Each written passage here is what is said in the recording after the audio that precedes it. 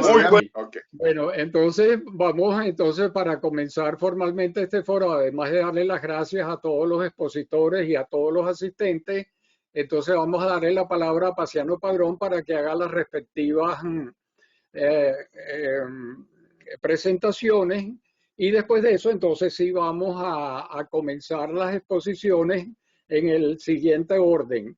El doctor Diego Arria, el doctor Calderón Berti, el doctor Milos Alcalay y el compañero Horacio Medina, pues. Entonces, adelante, Paciano.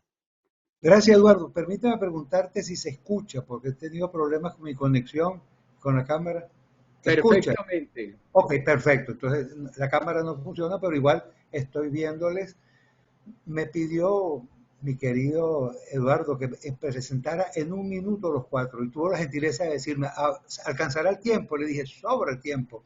Es fácil cuando se trata de cuatro venezolanos bien paridos, con valores y principios democráticos y con profundo amor a Venezuela. Humberto Calderón Berti, experto petrolero, ministro, canciller, embajador, inquieto por el devenir de Venezuela. Diego Arria, embajador de Venezuela en la ONU, ministro, gobernador, y tiene una clara visión del panorama internacional. Milos Alcalay, abogado, internacionalista, embajador en numerosos destinos, hasta llegar a ser nuestro embajador en la Organización de Naciones Unidas. Y Horacio Medina, experto petrolero, luchador en la diáspora, hoy presidente de Petróleos de Venezuela, nos ofrece su experiencia. Estos son nuestros cuatro invitados de lujo, invitados de honor todos. Bienvenidos a este foro. Gracias, Eduardo. Bueno, dicho esto, entonces agradeciendo la asistencia, le damos la palabra por 10 minutos al embajador Arria. Adelante. Puede prender la cámara. ¿No está prendida? ¿No? Ok. Adelante. Adelante. Bueno, mil gracias por invitarme con un grupo tan distinguido de amigos muy queridos y admirados. Por cierto, de mis 10 minutos le voy a regalar 3 minutos a mi queridísimo Milos, de manera que no tenga problemas durante su intervención. Cuando yo veo el título que dice a dónde vamos y se ve lo que está sucediendo hoy en Los Ángeles y en los días previos, evidentemente no vamos a ningún buen lugar. Yo estuve presente en la primera cumbre que fue en Miami en el año 94 y fue tan grata, tan estimulante, que recuerdo que el presidente Clinton dijo al clausurar, nos vamos con el espíritu de Miami. Ese espíritu era que América Latina con los Estados Unidos se comprometían a crear el área de libre comercio más grande del mundo, hasta que 10 años después el señor Hugo Chávez, el señor Lula, el señor Kirchner se encargaron en Mar del Plata de sepultar lo que hubiese sido un grandioso proyecto para América Latina. De ahí en adelante las cumbres no han hecho sino recordarnos que seguimos desintegrados, que seguimos perdiendo oportunidades. Yo recordaba en estos días la que para mí fue la peor cumbre, que fue la de Panamá, que fue en 2015, en la cual también estuve presente, en la cual yo declaré días antes al diario El Comercio de Lima que los gobernantes latinos se daban cita en Panamá para darle la bienvenida al régimen tiránico de Cuba, y que lo único que quedó de esa reunión es el apretón de manos entre el presidente Obama y Raúl Castro, que para mí significaba un poco enterrar la Carta Democrática Interamericana. De ahí en adelante, y la más importante fue la cumbre de Ottawa, donde se aprobó una declaración que es la base de lo que luego constituye la Carta. Hay alguien que tiene el micrófono abierto y que está sobre mi voz. La Carta Democrática Interamericana, que es en gran medida la Carta Política de las Américas.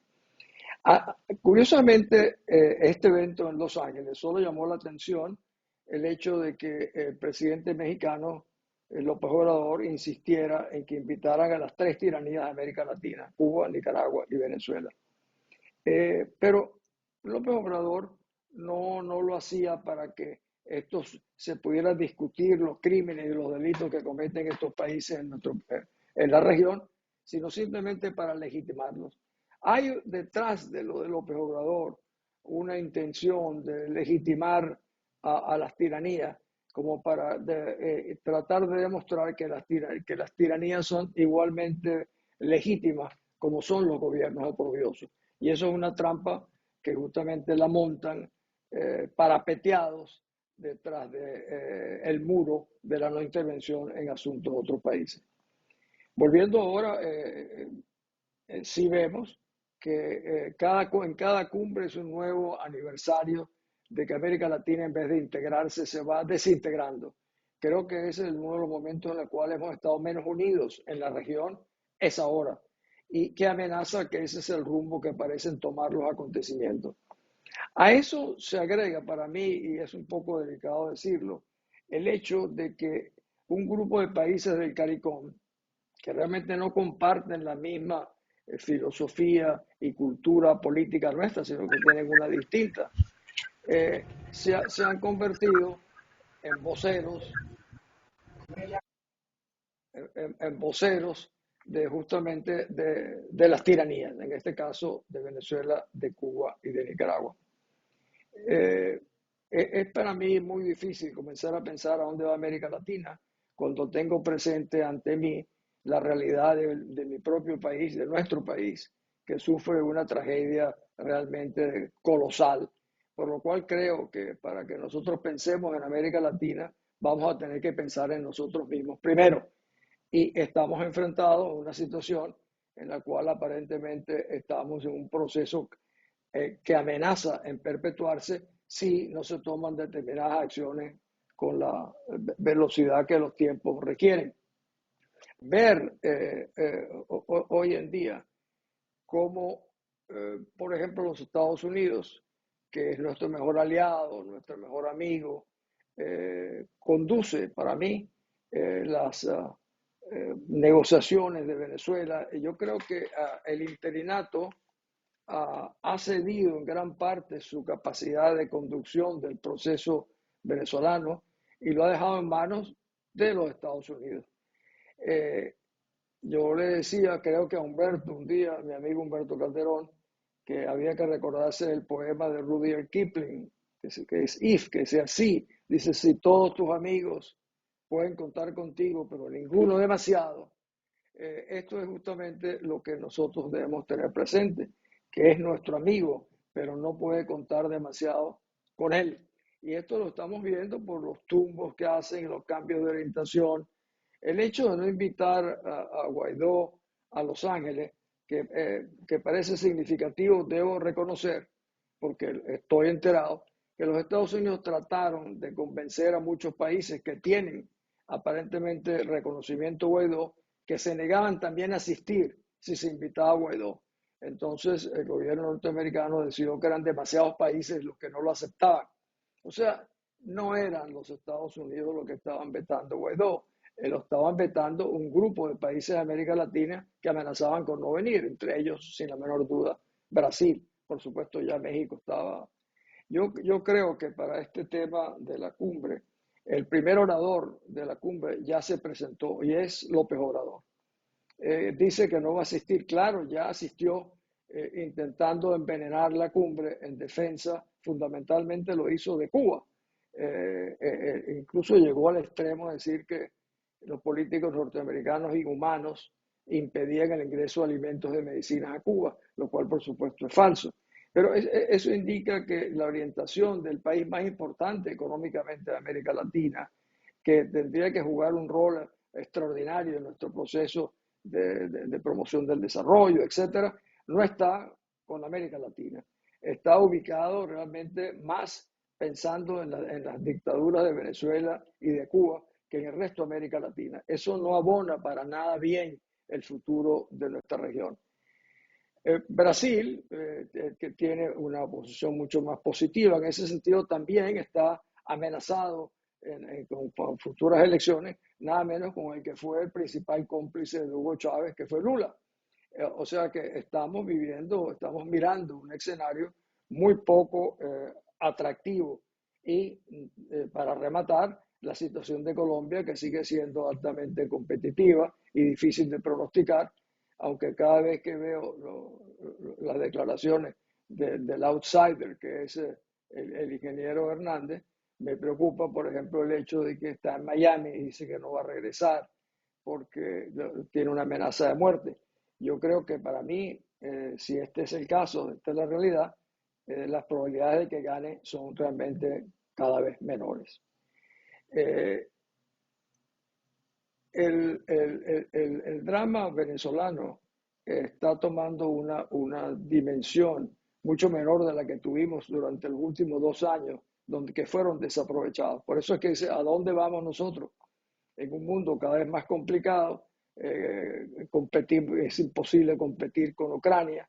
En una época era imposible competir con Afganistán, pero hoy en día estamos enfrentados a ese problema de Ucrania, donde justamente estas tres tiranías son los únicos que en la región apoyan la criminal invasión de Rusia. Yo cojo entre las otras voces. Un minuto, doctor Arria. Yo me detengo para darle ese minuto a mi querido amigo Milos. Ok, bueno, gracias. Sigue en el orden de la palabra Humberto Calderón.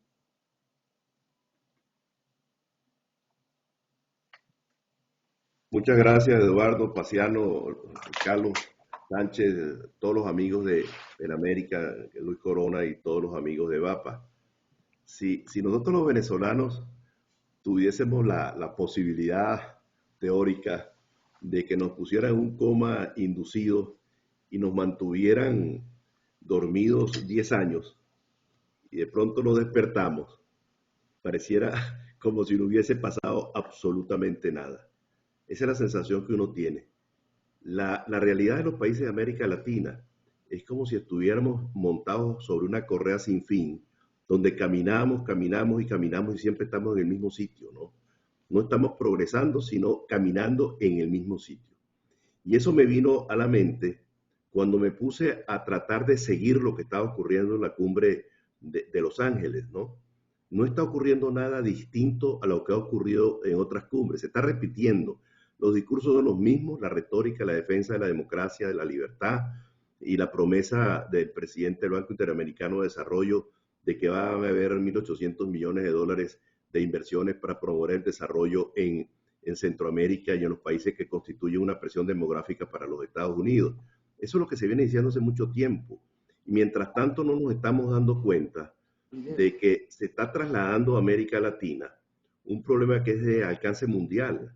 Lo que está en juego es una lucha frontal entre sectores políticos de extrema izquierda, empresarios, gente de Hollywood, gente de los medios de comunicación, contra la civilización judeocristiana, que tratan de suplantar los que son nuestros principios, nuestros valores, nuestras creencias, nuestras costumbres, nuestras maneras de pensar, por cosas nuevas.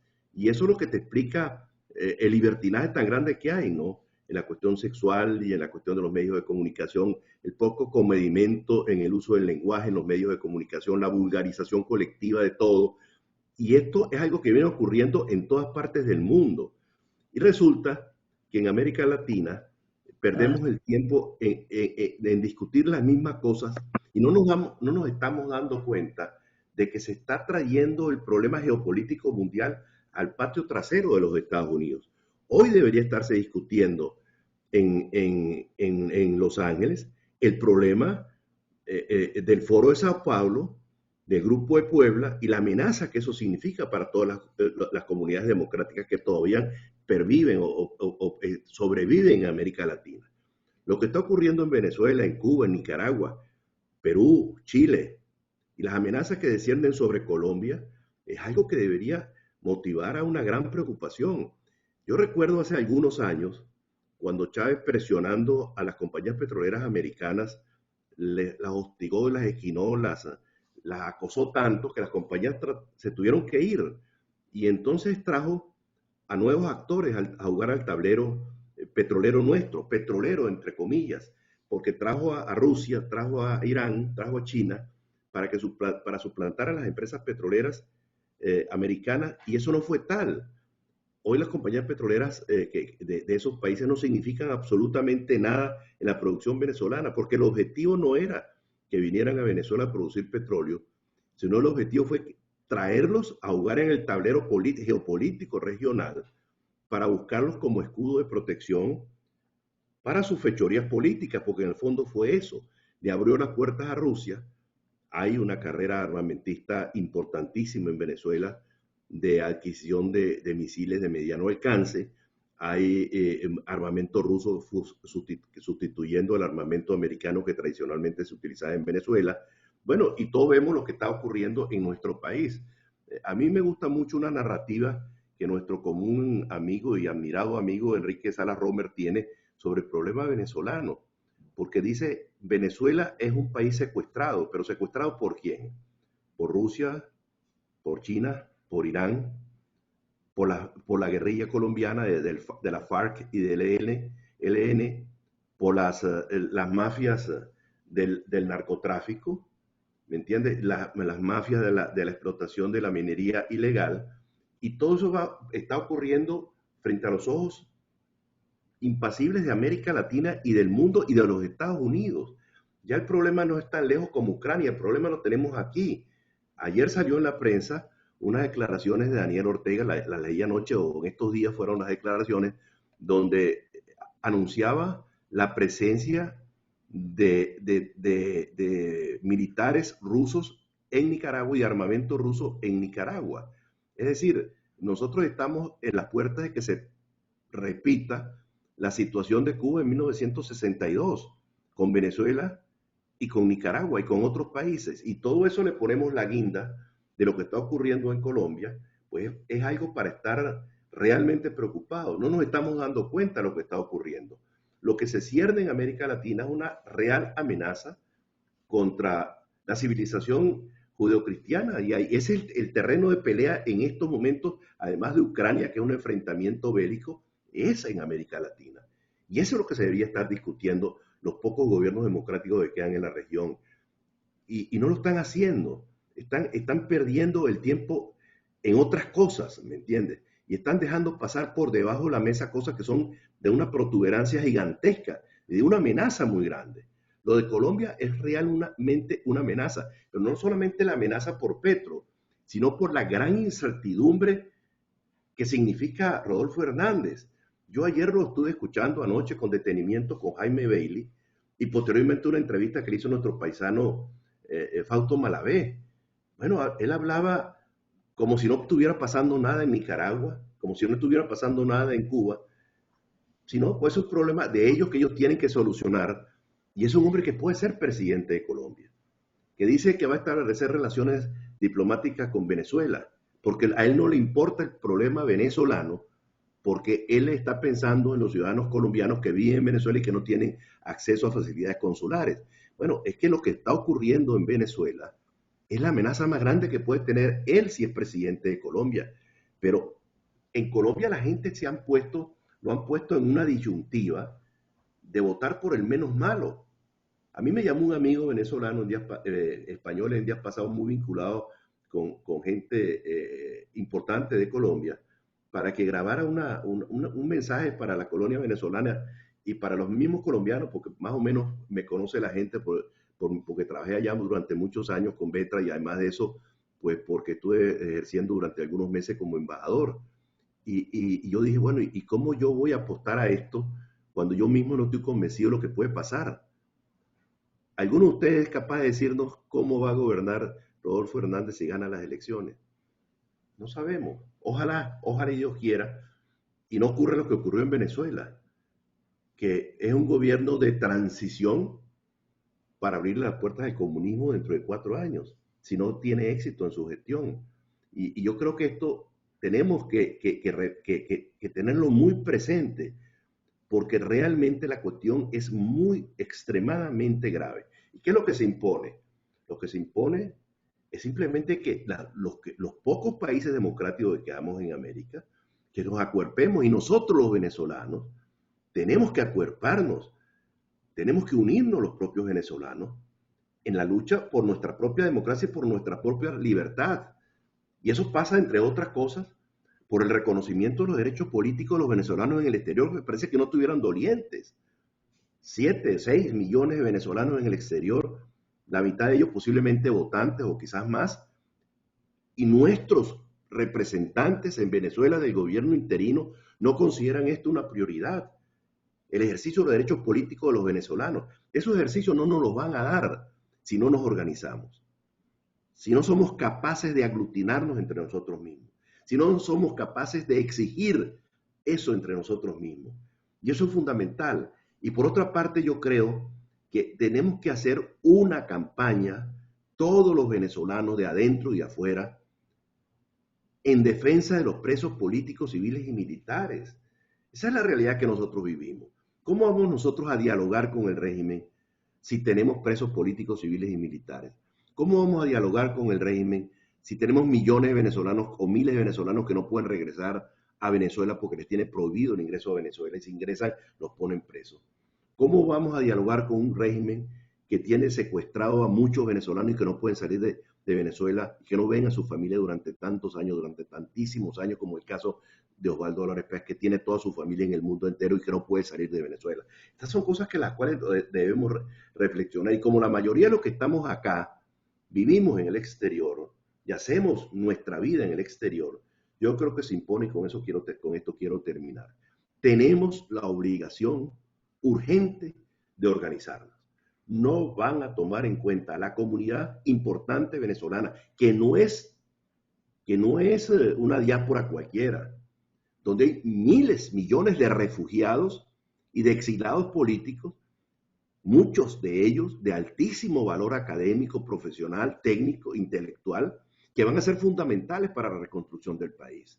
Ahora, lo primero que tenemos que hacer es fundamentalmente unirnos nosotros para exigir que se nos den nuestros derechos políticos, entre ellos el voto, si es que acaso hay elecciones, cosa que yo no lo veo muy fácil, pero por lo menos que estemos organizados frente a cualquier circunstancia que pueda presentarse en Venezuela.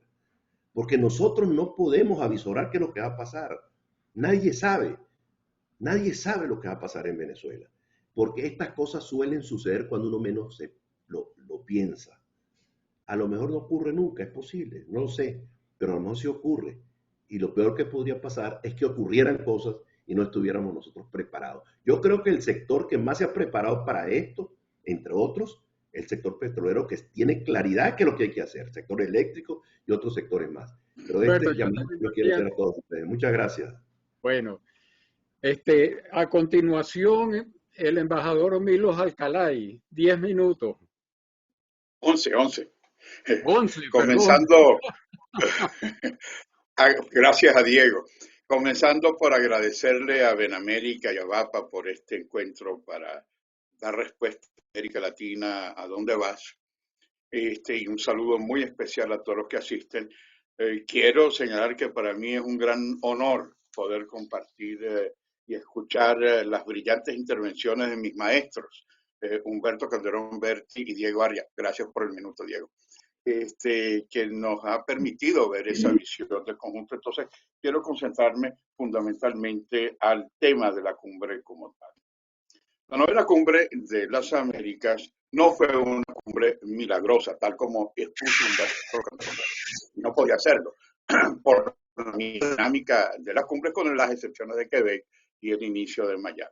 Pero tampoco fue una cumbre borrascosa, como muchos anunciaban y siguen anunciando.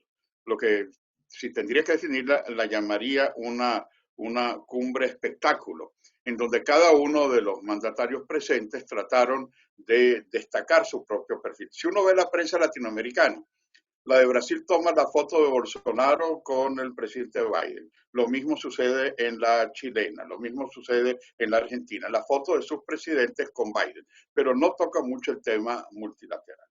En todo caso, las cumbres no son solo para lo multilateral, sino también para lo bilateral.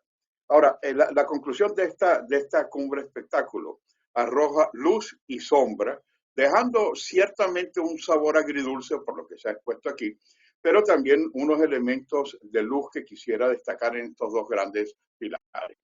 Luz, reunir a los países democráticos los países like-minded, como dicen en inglés, con la exclusión de gobiernos de Venezuela, Cuba y Nicaragua. Es un paso sumamente importante.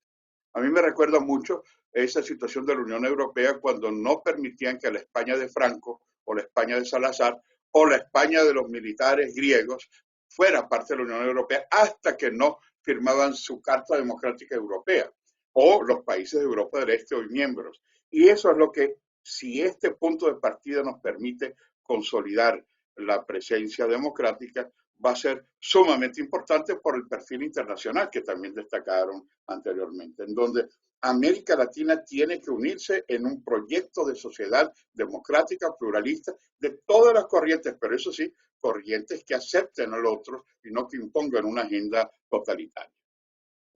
Luz también el enfoque, bueno, los temas efectivamente se repite, como decía Humberto, el construyendo un futuro sostenible, resiliente y equitativo. Los temas que se tocan son puntuales, pero no hay una visión global, no hay una visión estratégica, que es lo que nosotros necesitaríamos en este momento.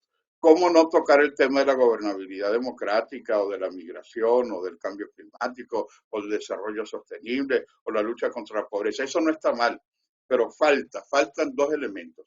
La acción y el financiamiento para esa acción y en segundo lugar, la visión de conjunto hacia dónde vamos, que es lo que a mí me parece que es una de las fallas. Pero no solamente fallas en cuanto a conclusiones, sino porque no hubo una planificación como en otras cumbres. Yo creo, por lo menos la visión que yo tengo, es que ha sido mucho más improvisada. Por eso me voy a referir más adelante, porque es sombra y no luz. Luz, porque las protestas callejeras no se dieron como se esperaba que se iban a dar, como se dieron en Panamá, que la vivimos Diego y yo, como la vivimos en las últimas cumbres, porque efectivamente el ALBA se ha quebrado, no tienen esas acciones de la primera década, no por ello menos peligrosas, pero esa fuerza en donde Rafael Correa, donde los diversos mandatarios de izquierda hacían una causa común, se ha debilitado. Ciertamente los países excluidos están bien excluidos. Habría que excluir a otros, es como D'Artagnan. El cuarto de los tres mosqueteros es Bolivia. Bolivia también no tiene ningún... Ciertamente el presidente Arce salió electo por elecciones, pero conocemos cómo estas elecciones han llevado al totalitarismo en otras regiones. Pero lo cierto es que sí estuvieron presentes Venezuela, Cuba y Nicaragua a través de los foros paralelos de la sociedad civil, de los empresarios, de los trabajadores y de los jóvenes. De manera que yo creo que ese es un elemento que diría arrojan luz sobre los resultados, pero también sombras. Estados Unidos perdió una buena oportunidad.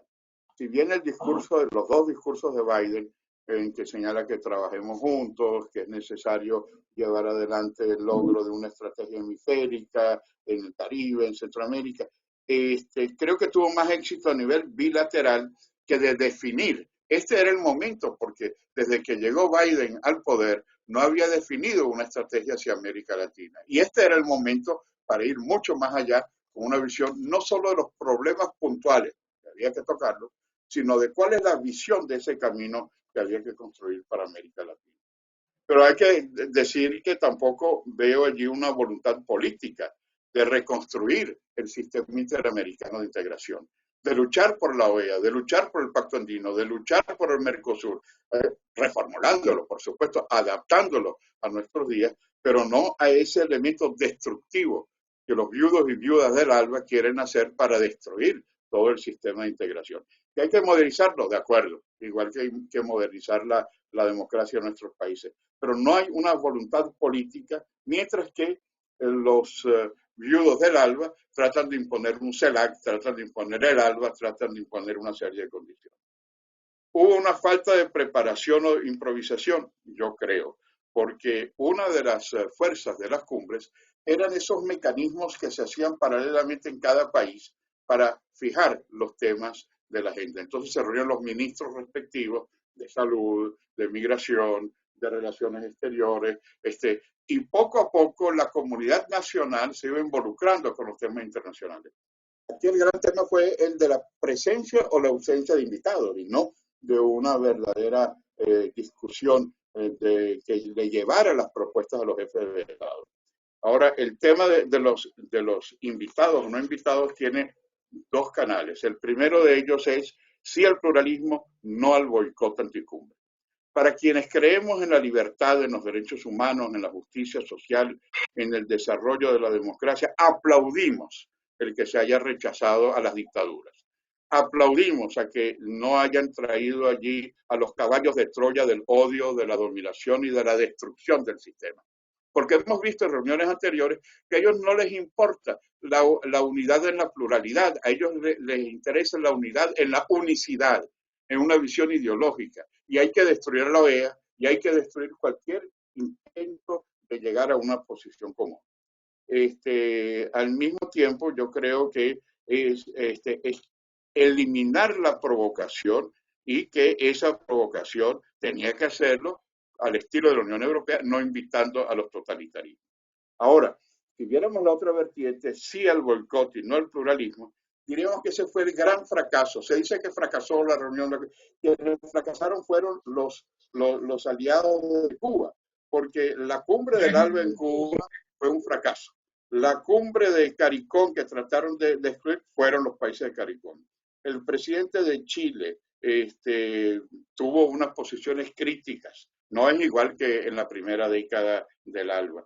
La posición de Argentina, que iba a representar a los tres países, bueno, enseñando las fotos de su nieto, de su hijo, no sé, con una gran sonrisa. El presidente del Perú, en su intervención, que es otra de las izquierdas, bueno, realmente un discurso institucional imposible de que fuera más institucional que la de Pedro Castillo. Y también estuvieron autoexcluidos presidentes como el de El Salvador y el de Guatemala que no entendieron la dimensión democrática que tendrían que haber llevado. Entonces, para ir concluyendo, yo diría, y es uno de los temas que tanto Diego como Humberto plantearon, la injerencia mundial en el proceso latinoamericano. Primero de ellos, los efectos negativos de la guerra en Ucrania y el interés de Rusia, como se ha señalado, de intervenir en Nicaragua, de intervenir en Venezuela, de estar presente en Cuba. La presencia de China obedece a otro factor y ha estado presente en América Latina cada vez más, convirtiéndose en un actor consolidado. Y la Unión Europea, hay una nueva relación, a diferencia de la política de Trump, en donde ciertamente esa alianza tripartita América Latina, Estados Unidos, Unión Europea, puede arrojarnos una serie de elementos hacia el futuro. Pero eso como un punto de partida. Esta cumbre no fue un punto de llegada de una gran visión estratégica. Es un punto de partida que creo que hay que trabajarla. Creo que es importante ese elemento de la unidad en la diversidad. Tú puedes tener presidentes de izquierda, pero democráticos. Presidentes que apunten a una visión con críticas. Y en este momento diría que la palabra que utilizó Biden, trabajemos juntos. Eso es sumamente importante.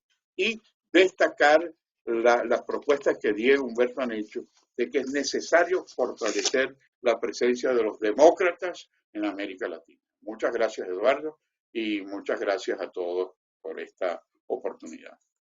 Muchas gracias, muy bien en tiempo. Adelante, Horacio, 10 minutos.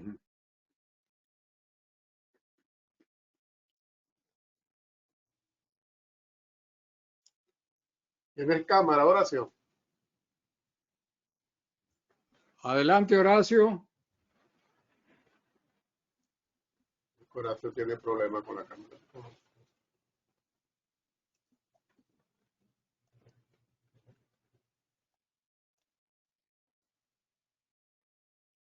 Horacio.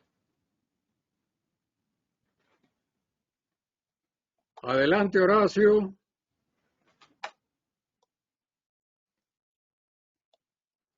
¿Aló? Ok. Ajá.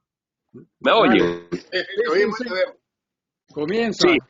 Bueno, perfecto. Mira, primero que nada, quizás no voy a tener la cámara, la imagen, porque estoy en la calle y prefiero que se oiga bien, ¿no? Entonces está muy cerca. Segundo, te pido lo que te pidió mi estimado Milos Alcalay. Cuando me falte un minuto, avísame para no encadenarme. Bueno, primero que nada, muchísimas gracias a las organizaciones tan afines a mí como son Benamérica y VAPA por esta oportunidad, por considerarme. Y obviamente, después de haber escuchado tres personas de mi más alta estima, consideración y respeto, como Diego Arria, Humberto Calderón y Milos Alcalay. Recuerdo a Milos desde el año 2000 allá en Brasil, cuando era embajador de Brasil y yo estaba en PDVSA. Desde esa época no lo veo. No ha sido así, por cierto, con Diego y con Humberto, con quien he conversado en varias oportunidades.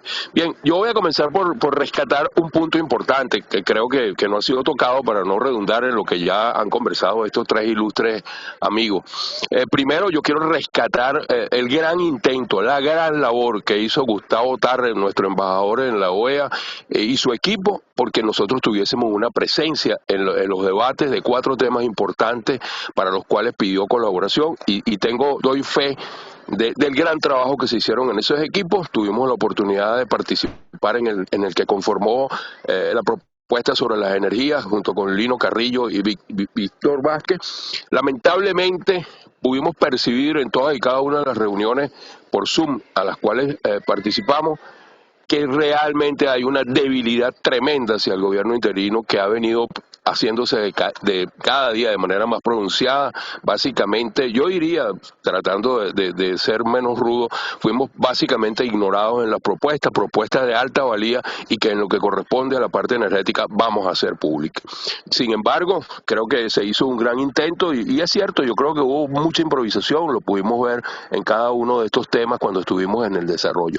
Pero en lo personal yo tengo algunos puntos quizás que puedan sonar disonantes con lo que han expresado acá mis amigos. Primero, yo creo que la Cumbre de las Américas se ha convertido en otra oportunidad perdida para reforzar las democracias que se presentan muy frágiles, y para tratar de rescatar de las garras de los forajidos aquellas que ya han sido secuestradas. Creo que la pérdida de liderazgo de los Estados Unidos en la región se hace patética y envía un mensaje de debilidad muy negativo que será aprovechado al máximo, no solo en este hemisferio, será aprovechado por Rusia, China, Irán, Corea y todos sus aliados alrededor del mundo. Un poco también lo que mencionaba Humberto sobre la guerra judeocristiana. Yo creo que lo de México además me resulta absolutamente imperdonable. Y desde mi punto de vista, muy personal, nada diplomático, por cierto, la muy próxima reunión entre AMLO y Biden debería ser rebajada a nivel de Cancillería y no debería ser atendido. Yo creo que el desaire de este señor no se puede dejar pasar sin que tenga ninguna consecuencia. Caso contrario, creo que sería reafirmar esa debilidad que estaba mencionando. Y por otro lado, yo creo que definitivamente algo que podríamos llamar el eje del mal, el crimen organizado apoyado por los regímenes forajidos, ha salido fortalecido. Yo creo que, en definitiva, podemos ir viendo ya hacia dónde nos van a llevar. ¿Qué seriedad? Pues pregunto además, ¿qué puede haber en una relación de migración en la frontera cuando no existen precisamente los presidentes de México, Guatemala, El Salvador, Honduras y Nicaragua? Justo el corredor que permite llegar a la frontera con los Estados Unidos. ¿Con quién se habla? Yo creo que esto es una burla y una falta de respeto y los Estados Unidos deberían reconsiderar de una manera muy seria y determinante cuál es la respuesta a esto. Yo creo que hay además un par de asuntos que a mi modo de ver son clave para entender lo que viene. La intervención de Alberto Fernández, presidente de Argentina, y en una de sus partes cuando dice, el hecho de ser país anfitrión, dirigiéndose a los Estados Unidos, de la cumbre, no le otorga la capacidad de imponer un derecho de admisión sobre los países miembros del continente. Sin duda, una deliberada afirmación para manipular la verdad. Cuba, Nicaragua y Venezuela se autoexcluyeron. Eso no puede quedar ninguna duda. Fernández acusó a la Casa Blanca de utilizar a la OEA como un gendarme y además de apropiarse de la presidencia del Banco Interamericano de Desarrollo y pidió remover la conducción de ambos organismos. Algo extremadamente cínico, al extremo del cinismo. Un reclamo que va más allá de las polémicas y el respeto fundamental y el respaldo fundamental de Washington a Luis Almagro, pero que fue reelecto en el año 2020 en la OEA, y Mauricio Claver Carrón electo por primera vez ese mismo año en el BID, con amplio respaldo de los votos del continente. Una legitimidad que precisamente precisamente no pueden exhibir a quienes él apoya, ni Díaz-Canel, ni Maduro, ni Ortega.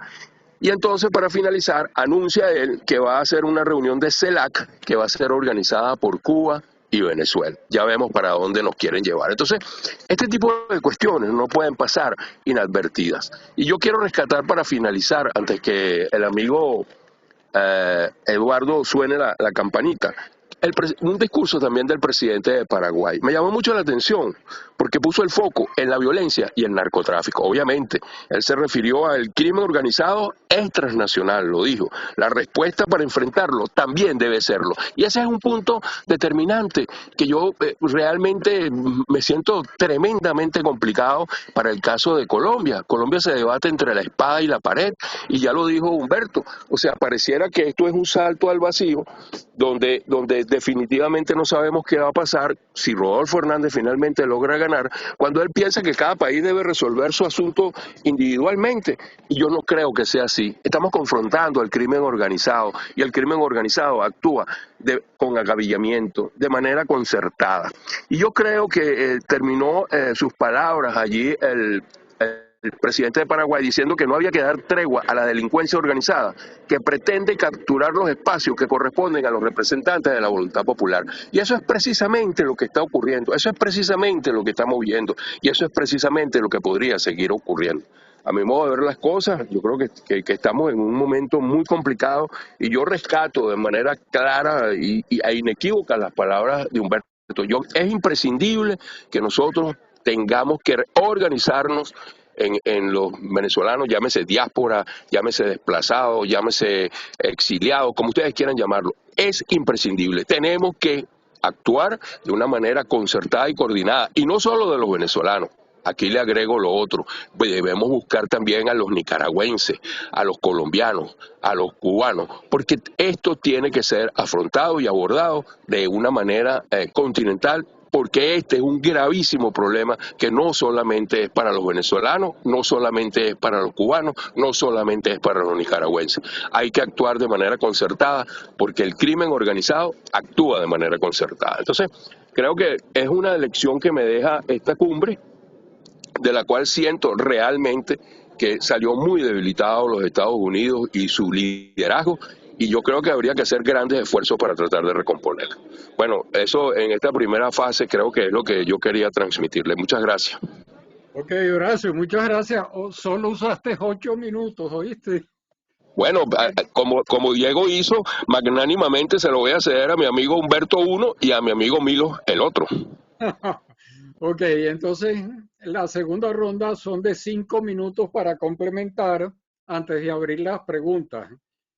Tiene la palabra el embajador Arria.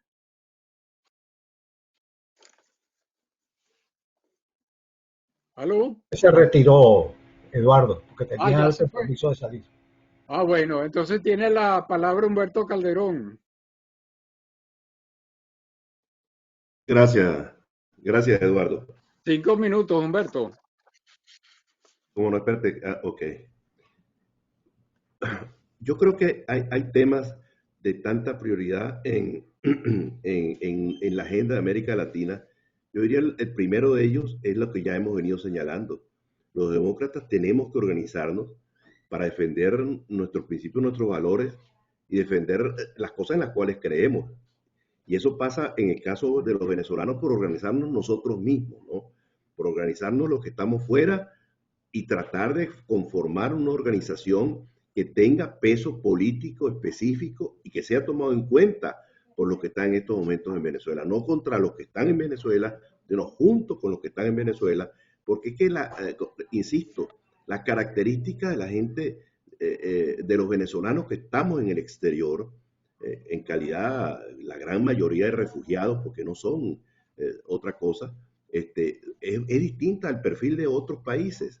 En el caso nuestro fue clase media, muchos profesionales que están teniendo mucho éxito, mucho reconocimiento a nivel internacional, los países donde van. En cualquier país encuentra uno petroleros, médicos, gente de distintas profesiones, poniendo muy en alto el nombre de Venezuela, y tenemos que mantener con ellos un vínculo, porque el concepto de nación se puede perder.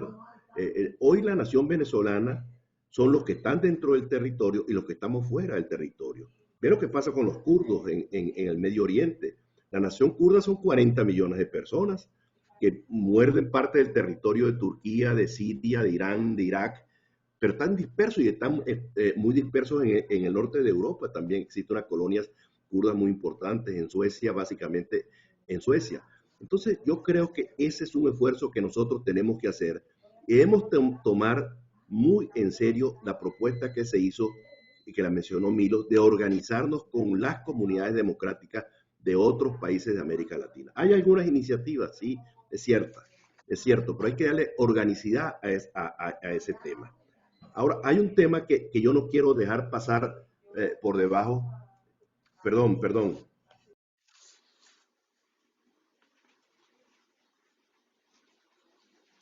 Hay un tema que yo no quiero dejar pasar por alto, que es un tema sumamente importante, que es el tema migratorio. La migración es como el suelo arenoso, ¿no?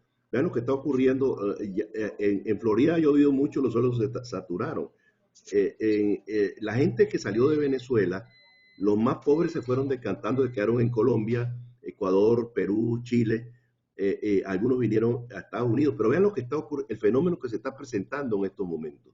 El fenómeno es que la gran mayoría de los que están viniendo en esta última oleada son venezolanos que atravesaron el tapón del Darién y se han venido por toda Centroamérica para llegar a los Estados Unidos. Entonces, es una cuestión extremadamente delicada y la única forma de contrarrestar esto es que tengamos en América Latina educación, desarrollo e inversiones. China se ha adueñado prácticamente de África. China está penetrando mucho en América Latina a punta de inversiones. Y los Estados Unidos anuncian 1.800 millones a través del Banco Interamericano de Desarrollo. Eso son peanuts, eso no es absolutamente nada. Si no hay desarrollo, si no hay mejora de la calidad de vida, si la gente no puede sobrevivir en el espacio territorial de sus países, pues tienen que buscar otras alternativas y eso es lo que está pasando. Y no es poniendo barreras, no es poniendo una pared, no es poniendo un muro.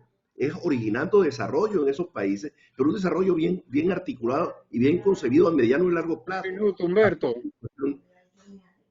¿Perdón? Un minuto. Estoy terminando. No es una cuestión de 6 meses ni un año, es una cuestión sostenida durante muchos años si realmente queremos que este problema migratorio, que es grave, deje de ejercer presión sobre los Estados Unidos. Y para concluir, lo que está ocurriendo hoy en Ucrania, el rol que Rusia está jugando allí, va a tener un efecto sobre Venezuela. No lo podemos obviar. Rusia va a salir muy tocado, ya lo está desde el punto de vista político, óptico, está derrotada, pero ha demostrado que no tiene la capacidad bélica que decía tener. Utiliza, sí, 2 elementos como arma de chantaje: las armas nucleares y la energía. Tiene de rodillas a Europa, sobre todo en la parte norte de Europa. Pero ¿qué es lo que nosotros debemos tener muy claro? Que la capacidad de Rusia de intervenir en los aspectos políticos regionales van a estar muy mermados. Rusia va a estar muy golpeada económicamente después de esta aventura. La economía rusa es una economía muy débil, una economía del tercer mundo, por debajo de la economía de Italia y por debajo de muchos países europeos y un poquito superior a la de España. Ese es un elemento que puede significar una cosa positiva para nosotros y que no debemos perder de vista. La debilidad que tiene la economía rusa y la debilidad en la cual se va a encontrar ese país en los próximos meses y en los próximos años a raíz de su aventura en Ucrania. Gracias. Bueno, tiene la palabra el embajador Milos Alcalay. Gracias, Eduardo. Bueno, yo quisiera un poco reflexionar en torno al planteamiento de Humberto. Efectivamente, los países de América Latina reunidos y del Caribe no lograron coordinar una propuesta conjunta. No solamente fallaron los Estados Unidos, sino falló América Latina. Ahora, es evidente que falló porque hoy América Latina se encuentra fragmentada, se encuentra dividida, se encuentra desarticulada. Y la opción que plantea Humberto, que me parece que es la acertada, es trabajar en identificar dentro de la pluralidad existente una unidad democrática en la pluralidad, incluyendo los diversos sectores que crean efectivamente en la democracia, y no para ser, como decía, los caballos de Troya de la destrucción, de la provocación. Pero eso hay que trabajarlo y creo que la diáspora venezolana puede contribuir, como contribuyó en el pasado. Este martes que viene voy a tener con la Embajada de Francia y con la Universidad Católica, estamos organizándole un homenaje a Simone Veil, la primera presidenta del Parlamento Europeo por sufragio universal y directo. Simone Veil, tuve la suerte de tratarla mucho como representante permanente del Parlamento Latinoamericano y Parlamento Andino en Bruselas y Estrasburgo. Y efectivamente Venezuela cumplió un papel extraordinario de identificación de la lucha por la democracia. Era una Venezuela democrática, era una Venezuela en la que contribuía a la democratización del continente frente a la dictadura de Pinochet en Chile, o los militares brasileños, o Uruguay, o el Paraguay de Stroessner, etcétera, etcétera. Luis Herrera Campins, con quien Humberto trabajó mucho y a quien admiró mucho Luis Herrera el trabajo de Humberto, fue el primer presidente fuera de la Comunidad Europea que habló en Estrasburgo, en la época de Simone Veil. Y no solamente eso, sino que él coordinó con el Parlamento andino una visión, fueron los gobiernos los que impulsaron la diplomacia parlamentaria que Luis Corona es tan adepto y que tanto ha aportado. Y en esa ocasión a mí me correspondió, con el apoyo de Venezuela, coordinar las visitas de los líderes democráticos de todo el arcoíris, un Ulises Guimarães de izquierda en el Brasil junto con Andrés Franco Montoro, o la presencia de Carazo de Costa Rica, o la presencia de Napoleón Duarte y de Vinicio Cerezo, toda una presencia, todos los meses había presencia y no éramos gobierno. O sea, que era posible dentro del cabildeo llegar y teníamos el respaldo político, no solamente de Simone Veil, sino de los grupos políticos. Es decir, es posible unir lo que no es posible, yo diría no solamente a nivel multilateral, sino también de Venezuela, que Venezuela vaya como 10 voceros distintos, uno que diga hay que dar sanciones, otro que dice no se pueden aplicar las sanciones, otro que se puede retirar, pero no puede Venezuela y no puede América Latina crear, por supuesto que hay posiciones distintas, pero hay que buscar una coordinación.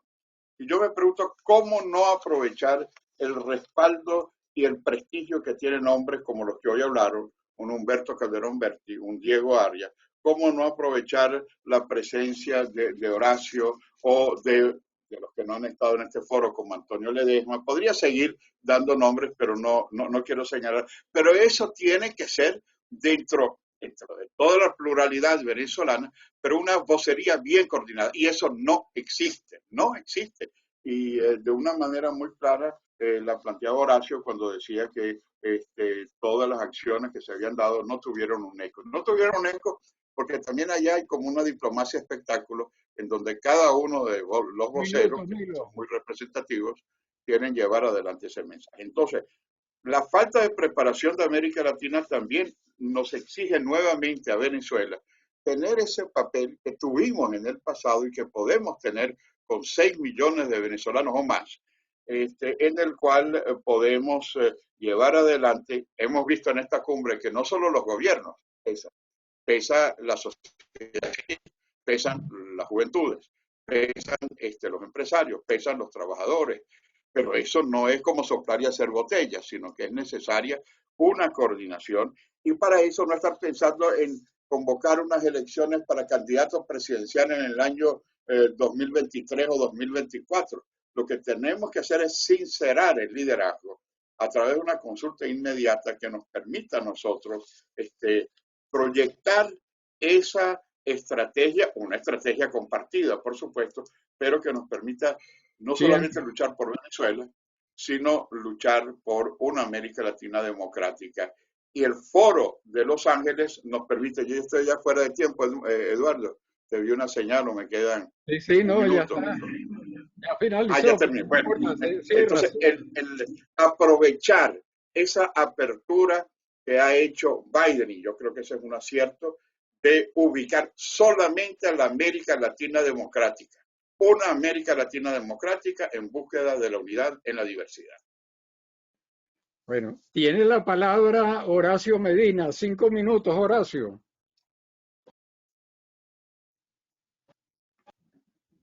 Ok, ¿me oyen? Sí. Ok, perfecto, bueno, muchas gracias. Bueno, déjame ver por dónde podemos comenzar.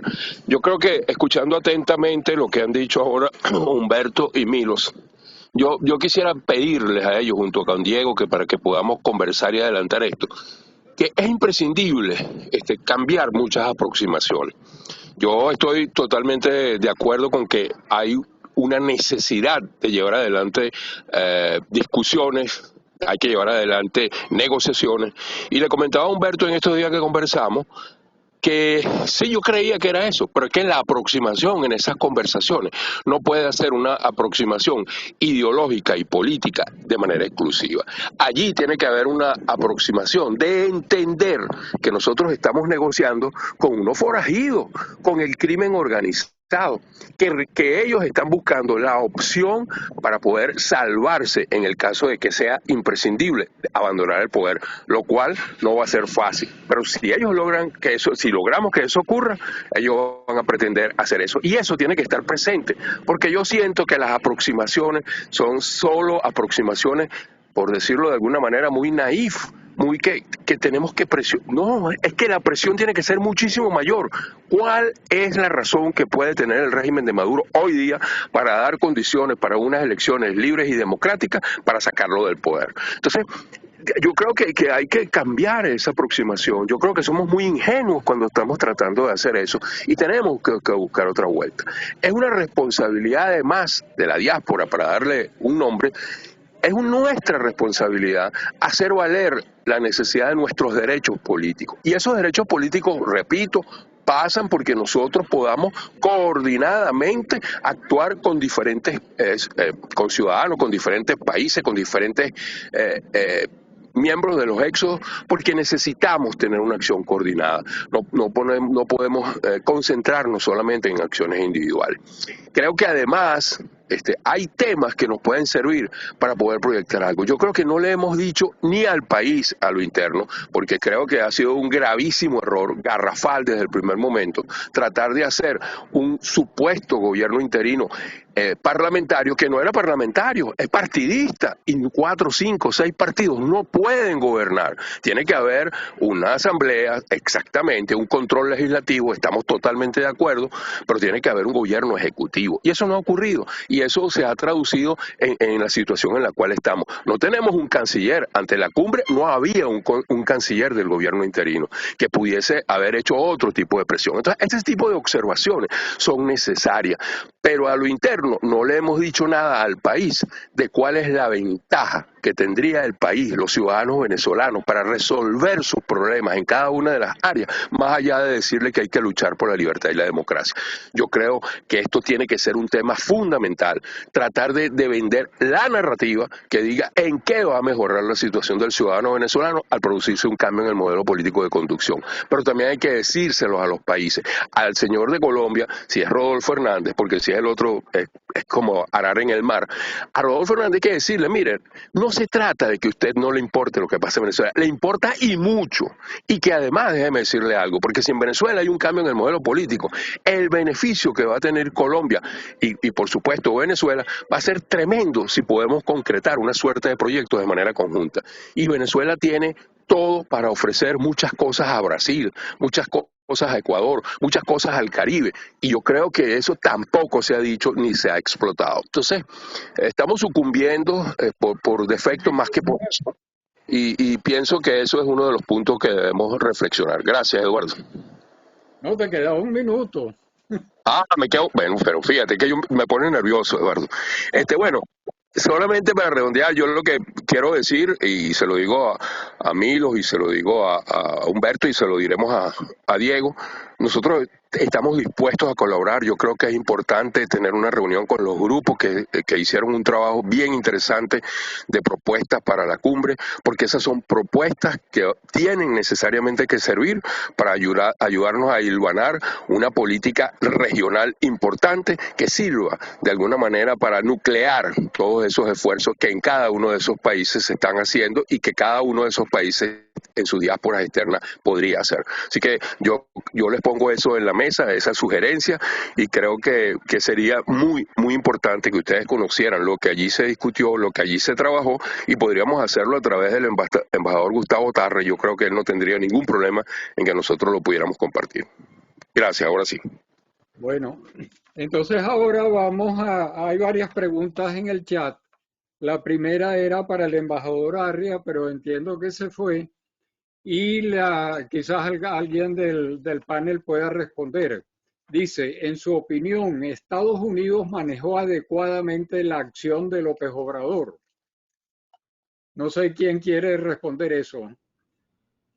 Yo me atrevería a decir, Eduardo, si me permites, que lo de López Obrador requiere una respuesta más contundente del gobierno americano, tal como lo planteaba Horacio Medina. Eso de que él salga diciendo lo que dijo, la forma como lo dijo, el tratar de dañar sin haberse iniciado el funcionamiento de la cumbre y que el departamento y que la Casa Blanca haya respondido que lo están esperando en junio para conversar, eso es lo que le da alas al resto de los gobernantes de América Latina que salgan con sus estropicios, y eso no pasa nada. Yo creo que a López Obrador no lo deberían de recibir en Washington, pues yo creo que la Casa Blanca ha manejado mal el tema con López Obrador. López Obrador hoy es el vocero del Grupo de Puebla, el Foro Sao Paulo, todo eso es lo mismo, y no debemos olvidar que ese es un grupo con el cual nosotros nos tenemos que enfrentar organizadamente. Si no, no vamos a tener ninguna posibilidad de éxito. Y lo que está ocurriendo en Venezuela, en Nicaragua, en Cuba y en otros países de la región puede convertirse en algo generalizado en América Latina. Aquí hay una siguiente pregunta. El doctor Arria mencionó que hay que actuar con rapidez para solventar la terrible situación de Venezuela y el resto de los países totalitarios. Ya transcurrieron 23 años en el caso de Venezuela y además de la pronta actuación es necesario cambiar la forma de actuar para esos sistemas. ¿Qué opina al respecto? Y no le pregunto sobre el plan porque obviamente no es prudente expresarlo en público. ¿Alguno quiere responder? Esto era también para el embajador Arria. Humberto, no sé, en todo caso, yo diría, completando lo de Humberto con lo de México, el PRI de México de antes, no de las últimas etapas, jugaba un juego parecido. Era muy amigo de Fidel, jugaba la revolución, pero después era el primero en sentarse a gozar de las ventajas de la política fronteriza norteamericana. Y estoy de acuerdo con Humberto que eso tiene que parar. Tú no puedes tener el cinismo de, por una parte, golpear a Biden con los insultos que ha hecho el presidente AMLO y al mismo tiempo al mes siguiente ir a verlo. Eso es algo, y no solamente con AMLO, también con Bukele. Yo creo que Bukele ha tenido aciertos, pero ha tenido desaciertos. Entonces tú no puedes decir, bueno, yo no voy porque ustedes son y después al mes siguiente ser recibido con bombos y platillos. No puede ser. En cuanto a la rapidez, yo diría que hay dos elementos. Evidentemente, hemos tenido errores en la marcha, en la conducción, lo decía muy bien Horacio, pero creo que también obedece a un perfil totalitario de un régimen que no, por más que hagas las cosas bien, hemos ensayado de todo, marchas, acciones, resoluciones, y este es un gobierno que lo único que le interesa es mantenerse en el poder. Entonces, por eso es que es tan importante esa visión, esa estrategia de conjunto, en la que hay que definir una sociedad pluralista, y en eso estoy de acuerdo con Horacio, no ideológicamente unida, sino que tienen que ser el arcoíris de posiciones de una izquierda democrática, pero democrática, de un centro, de una derecha, pero democrática, no excluyente, porque es tan nocivo para la democracia populismo de izquierda como populismo de derecha, lo que se planteaba en el caso de Colombia. De manera que es evidente que la rapidez no depende de nosotros solos, sino también de ese perfil totalitario que hay que enfocar con las ayudas. ¿En dónde está el presidente de Venezuela hoy? Bueno, en vez de buscar una cuestión diplomática, está apoyando a Argelia, que tiene un conflicto con España por la cuestión saharaui, y está aplaudiendo el golpe que tuvo en Turquía este señor, aplaudiendo que fue una gran medida la que hizo hace algunos años cuando puso preso a miles de profesionales y de demócratas turcos. Entonces, esa es una orientación peligrosa que es la parte mundial que planteaba Humberto, y que tenemos que tener cuidado de que esa visión extracontinental venga a hundir sus garras, el Irán, Corea del Norte y todos los que mencionamos anteriormente. Mira, a Horacio Medina utiliza mucho una expresión que es muy, técnicamente la utiliza él, que es la caracterización. Yo creo que nosotros hemos cometido un error inicial muy grave con el régimen venezolano, que nosotros no hemos caracterizado al régimen venezolano. No es lo mismo, Totalmente. no es lo mismo competir en democracia con un régimen o un gobierno que actúa bajo los cánones de la democracia a Así es. combatir un gobierno forajido que está lleno de delincuentes, que está asociado a las mafias internacionales. Son dos cosas totalmente distintas. Si tú no tienes una caracterización clara del adversario, no voy a hablar de enemigos, sino del adversario, la estrategia que tú puedas desarrollar está equivocada siempre.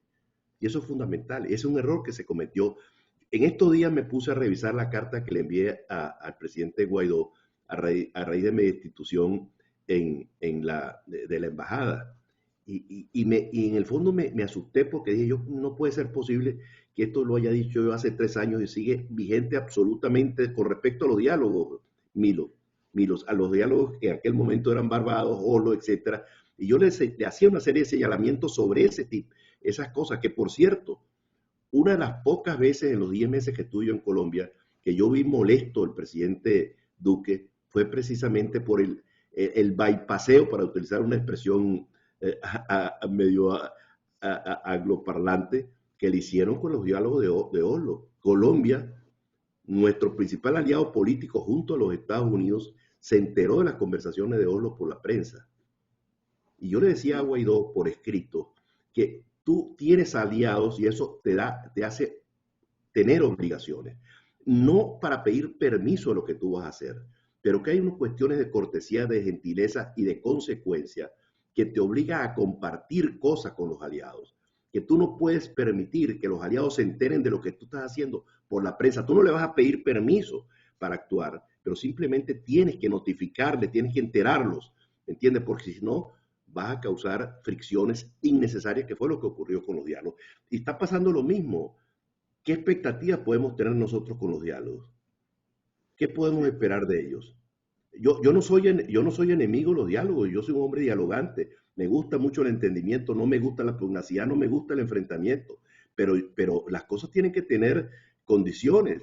¿Cómo te vas a sentar cuando hay centenares de presos políticos, cuando hay millones de venezolanos que no pueden regresar o miles de venezolanos que no pueden regresar al territorio, cuando no hay unas condiciones mínimas para un proceso electoral, cuando los venezolanos que viven en el exterior, millones de ellos, no tienen sus derechos ciudadanos reconocidos, como es el derecho a voto? ¿Cómo te vas a aceptar con el gobierno si no pone unas condiciones mínimas para sentarte? De acuerdo. Bueno, aquí hay otra pregunta vista la situación de la democracia en el continente americano y la terrible crisis político-social económica de Venezuela. ¿Cuál debe ser la participación de nosotros, la diáspora venezolana, en el logro de la recuperación del Estado de Derecho?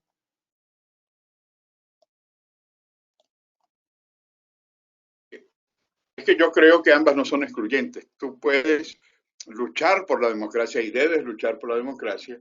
Y dentro de los planteamientos que planteaba Humberto, la caracterización no solamente del régimen, sino la búsqueda de una alternativa, lo planteaba muy claro Horacio en su intervención, de cómo vamos a mejorar las condiciones del punto de vista del desarrollo, del punto de vista de la paz, de la tranquilidad ciudadana, de las inversiones, etcétera, etcétera. Entonces, no es diplomacia o crisis económica, las dos tienen que ir juntas, ¿no? Luchar por la democracia porque es la democracia, claro, no la democracia simplemente de votar, sino una democracia que esté adaptada a los nuevos tiempos, que es el camino para enfrentar una crisis, porque en 23 años esta crisis se ha venido agravando con el régimen totalitario, sin darle respuesta a las inquietudes en lo económico, en lo social, en lo ético y en lo político.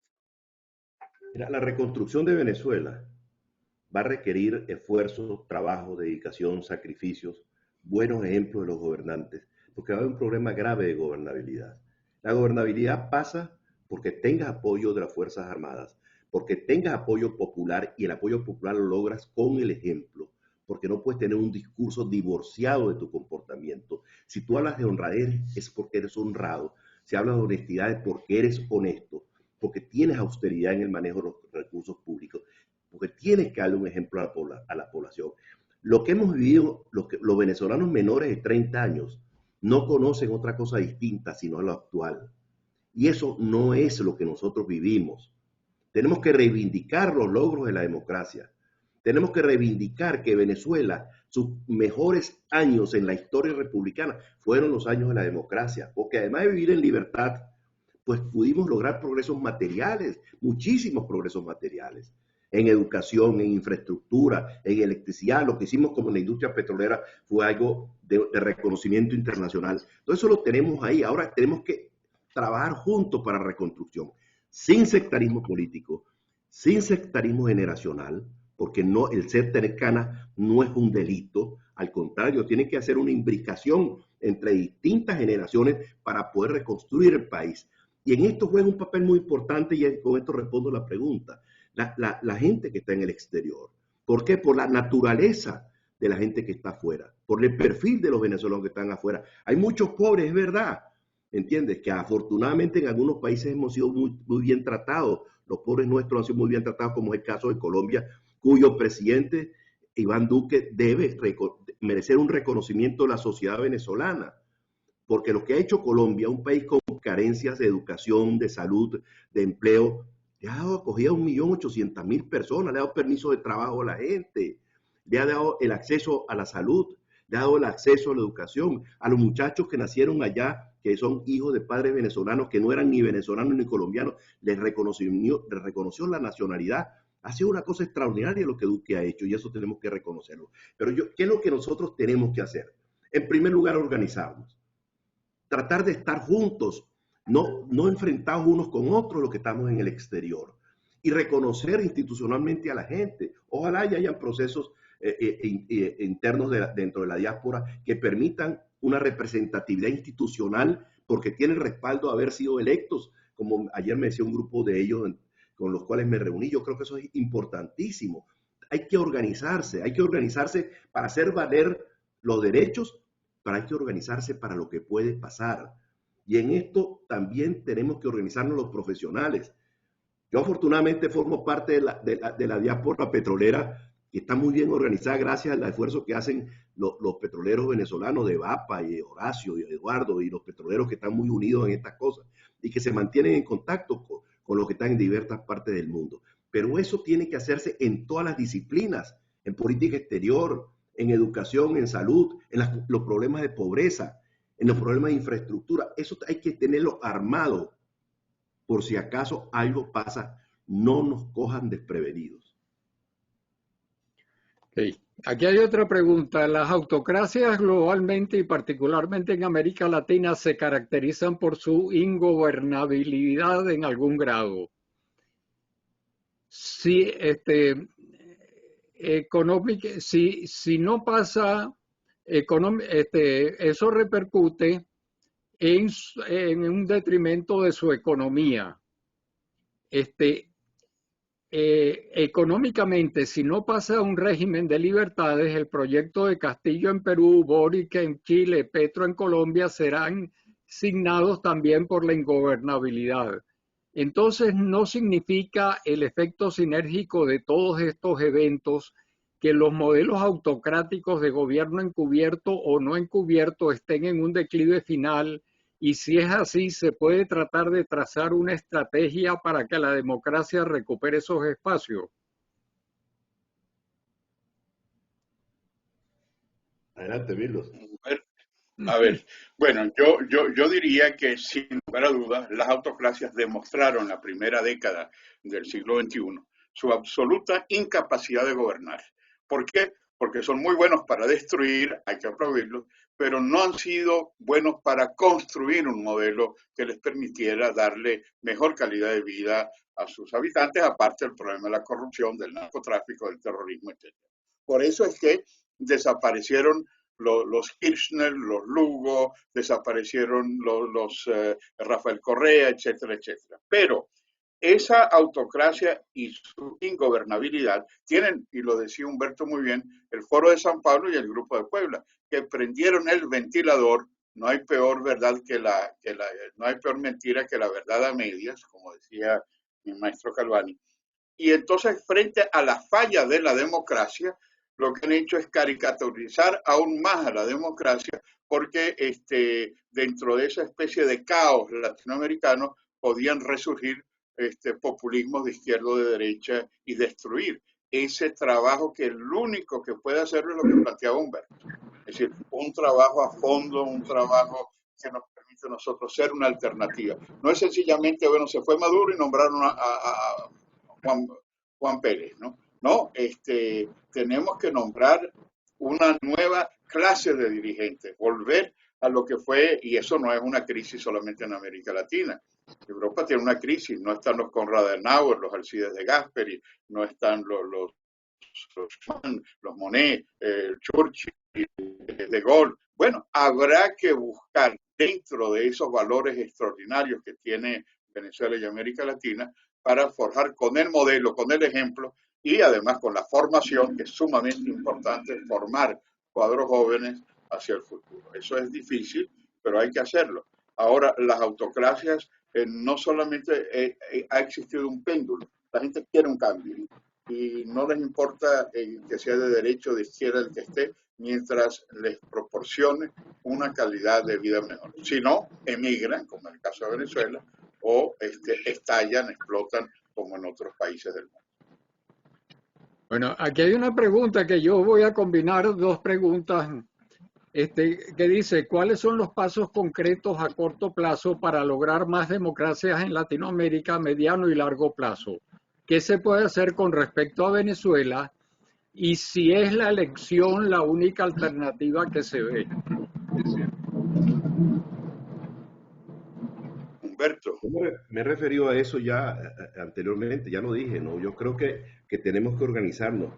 Yo lamentablemente debo decir que el capital político que se tenía la oposición representada en el gobierno interino a comienzos del año 2019 lo despilfarraron, ¿no?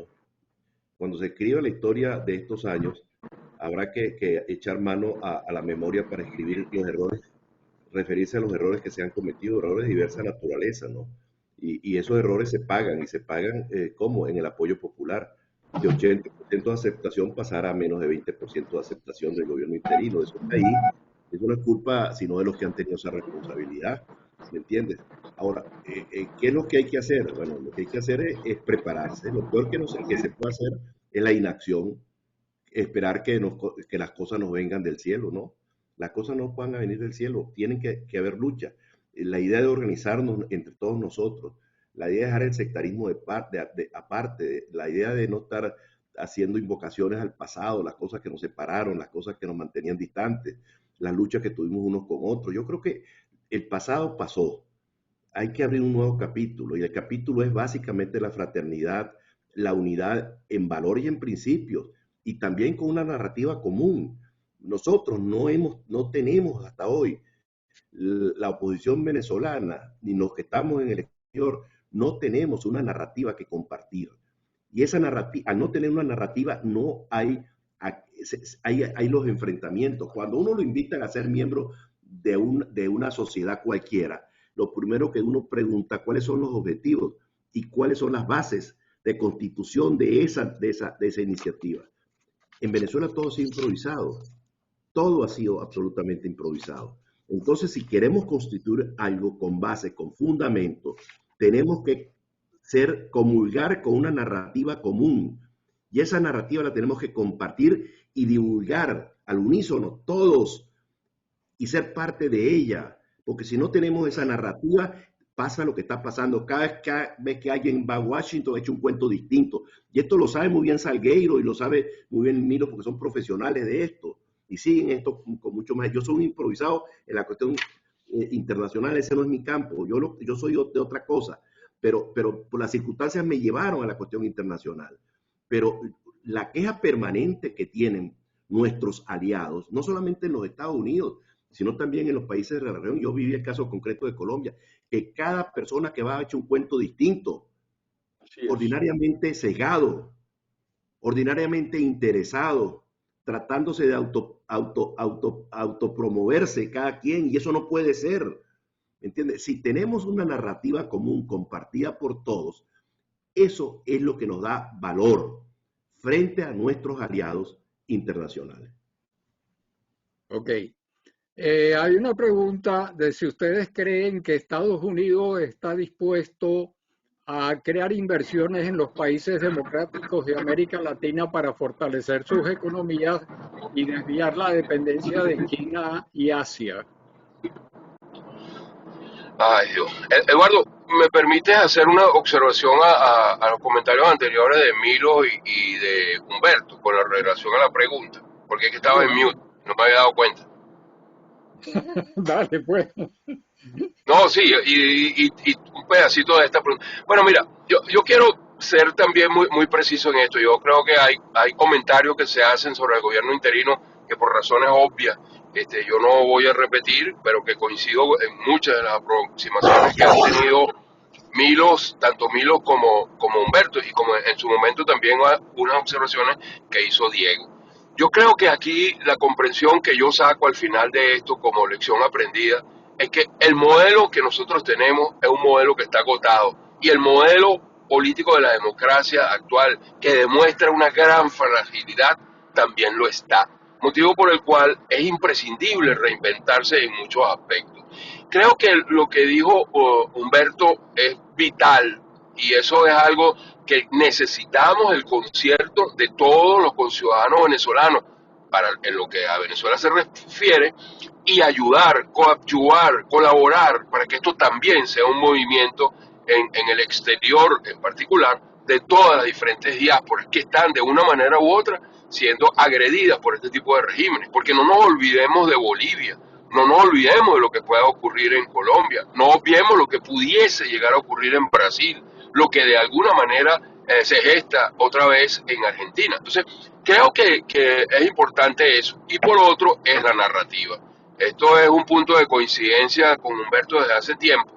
Nosotros no tenemos una narrativa. Yo traté de mencionarlo en la anterior intervención, cuando dije que no hay una narrativa de solución de los problemas.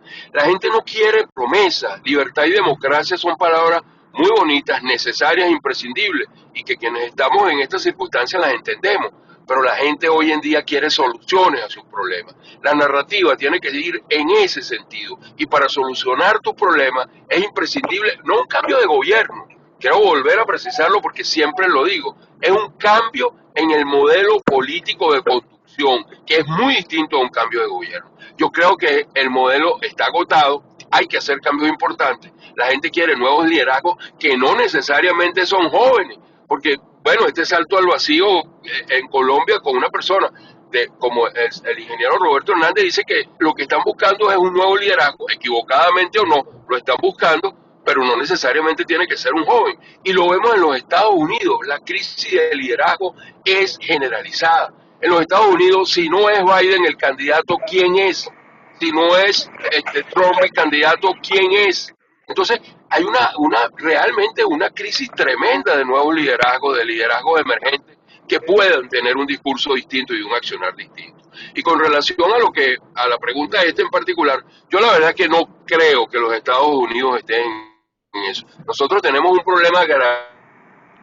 Esta invasión de Rusia en Ucrania nos ha puesto en una desventaja tremenda, ha fortalecido a estos regímenes, y nosotros ahora somos, como dijo Diego al principio de todas estas intervenciones, somos ahora un problema secundario, porque obviamente hay otros problemas mucho más importantes en el momento. Entonces, pero también de este problema, de esta coyuntura, nosotros tenemos que estamos obligados a generar una propuesta emergente, y sobre todo hay que dar duro, hay que ser muy preciso y muy conciso con esa creencia interesada que tienen muchos funcionarios de la administración Biden, porque no es algo homogéneo, no es algo monolítico, que tienen sobre que la posibilidad de que Venezuela hay que rescatarla porque puede ayudar con el petróleo y va a resolver el problema de la Unión Europea con suministro.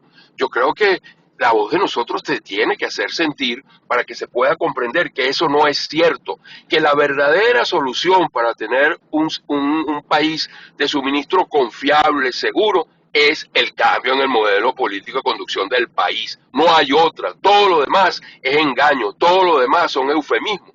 Y en ese tipo de cosas yo creo que nosotros tenemos que aprender a ser mucho más contundentes, mucho más efectivos, y eso hay una vía de hacerlo, que Humberto lo ha repetido varias veces hoy: organización. Gracias, Eduardo, y disculpa que antes no intervine. Muy bien, muy bien. Bueno, hay una serie de preguntas adicionales que creo que ya han sido respondidas, como son aquellos de que la sociedad civil qué puede hacer, cómo lograr que los gobiernos de la región avancen hacia una igualdad, hacia una integración cuando hay tantas desigualdades. Y sobre todo, ¿qué se piensa de la participación de la sociedad civil y el efecto de la migración en en una región que no levanta cabeza? No sé si ustedes quieren hacer más comentarios sobre eso. Bueno, quizás si me permites, Eduardo, plantear lo siguiente: no solamente la diáspora venezolana, sino que tiene que trabajar muy integradamente con los venezolanos en el país. Yo recuerdo el mejor lobbying que yo he visto trabajar en la época de Pinochet ha sido el de los chilenos. Los chilenos, y lo decía Humberto, no iban autopromocionándose los que estaban en el exterior, sino preparándole el camino a los dirigentes que estaban luchando dentro o fuera del país, pero ya identificados: un Patricio Elwin de repente, un Eduardo Frei hijo, una Carmen Lazo de izquierda o de derecha, y el efecto era muy bueno porque no era ir a hacer un lobbying por mí mismo, lo que yo creo, sino la narrativa que planteaba Humberto, es decir, mire, nosotros planteamos esto, pero porque nadie es profeta en su tierra. Si tú estás si viene alguien del país, ahora, corto, mediano y largo plazo. A corto plazo, yo creo que nosotros tenemos que respaldar la feliz propuesta de Biden de solamente incluir a los países democráticos, independientemente del arco iris que puedan tener. Hay que seguir porque van a bombardearlo. Mira todo ese escándalo que hay sobre los ausentes y quienes no fueron. México, ya lo explicaba Humberto muy bien, Bolivia, que tendría que estar excluida, y el otro es la esposa de Zelaya de Honduras. Eso no es un éxito, eso es un fracaso rotundo. Entonces, hay que seguir en la vía de la democracia. Ahora, a nosotros nadie nos va a sacar las castañas del fuego, los venezolanos. Es un trabajo de coordinación interna. Y pensar que en Bruselas o en Washington o en Australia nos van a solucionar el problema, claro, nos puede ayudar, pero para eso nosotros tenemos que tener, y a mediano plazo, la respuesta de fondo, y a largo plazo un ayornamiento, una adaptación de la democracia a nuestro tiempo. Sí. Ok. Bueno, mira, la mayor parte de las otras preguntas que tenemos simplemente dan vuelta sobre lo mismo que ya han expuesto los expositores, pero el doctor Adolfo Salgueiro quiere pedir la palabra, entonces vamos a darle la palabra por 3 minutos. Adelante, Adolfo. Hay una pregunta que yo creo que es importante hacérsela a los panelistas, que es la siguiente. Y disculpa que te interrumpa. Si quieres, la hacemos después que hable el doctor Salgueiro.